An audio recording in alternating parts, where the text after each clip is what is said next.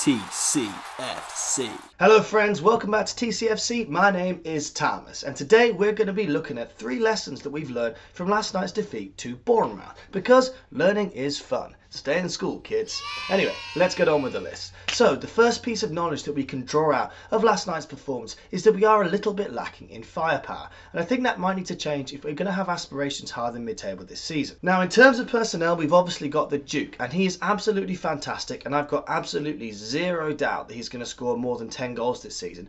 But he generally scores his goals in a couple of runs throughout the season, but there's also quite a few sort of barren periods as well. So we're going to need some more goals on top of that, I think. No doubt the Duke will start getting some goals soon though. Case in point, that header he scored last night that was disallowed was absolutely phenomenal. It's absolutely one of the best headers I've seen him score, and he scored some absolutely brilliant ones. Thought Chuck Sanike looked very lively when he came on, so hopefully we can see a little bit more from him throughout the season, because I think there's definitely goals in him. He certainly scored quite a few in League One last year, so yeah, hopefully we can get him on the pitch a bit more. In terms of the supporting cast, I thought that Chong looked very lively, caused a lot of problems for them going forward, but not enough problems to draw their keeper into many saves. There were chances and half chances, but I think a little bit more composure from the players we have, and perhaps maybe one more creative signing would be absolutely great. For the record, I'm not saying that our attack is poor, I'm just saying that based on what we've seen so far this season, which have been very tough games, our ambitions may need to be capped at a certain level. Okay, lesson number 2. We looked like a really solid outfit. Now I know we conceded 2 goals to Bournemouth late on in the game, but overall we really kept them at bay, and until that point they really didn't have a sniff of a chance. I thought the defence looked tight, Sarkic in goal looked really good. Sorry about getting a name wrong last time. It's going to be really interesting to see how he does when Etheridge comes back, because I think both of them look at the moment like they're quite evenly matched, so it's going to be an interesting battle to see who's the number 1. Again, the defence looked really tight apart from until the end, and it just sort of fell apart really. I thought that the midfield players were really good. So Ryan Woods, again, I talked about him last time. I think he's going to be a really good sign. He just looks really composed, doesn't panic on the ball.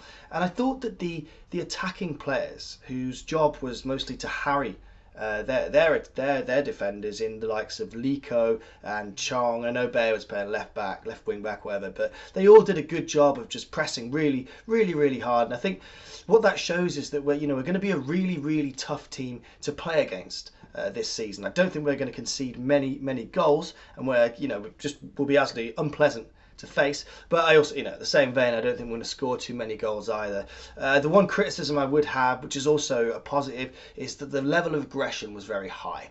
And I do think towards the end a little bit that we may have put a few too unnecessary fouls in. The likes of, I think Liko and Bayer did 1 or 2 that might have been ill-advised, but at the end of the day, aggression is aggression, and I'm happy to see it. One thing that we're guaranteed this season, I think, is passion and grit, and I saw plenty of that last night.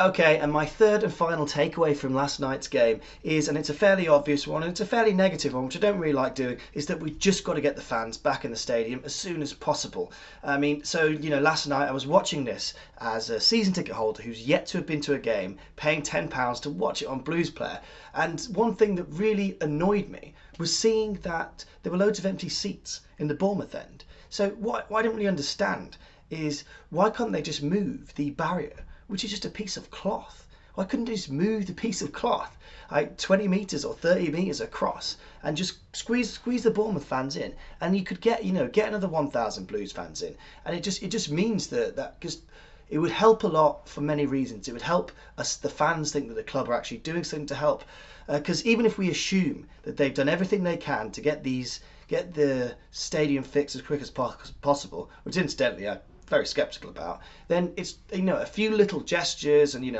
communication would make a massive difference. But anyway, that particular one about giving more seats to the Blues fans, I think is a no-brainer, especially on a Wednesday night game when there was hardly any Bournemouth fans there, and you could have fit them on a skateboard really. So yeah, but that's it. I don't want to rant about it anymore because that's not what this video is about really. But yeah, that's it guys. That's the end of the video. So we lost to Bournemouth, but we lost to a good side. So overall, I'm not too upset about it, because they are probably a better team than us, and I thought we did play quite well. And on another day, I think we would have won that game. But yeah, thanks very much for watching guys. Keep right on and have a lovely day.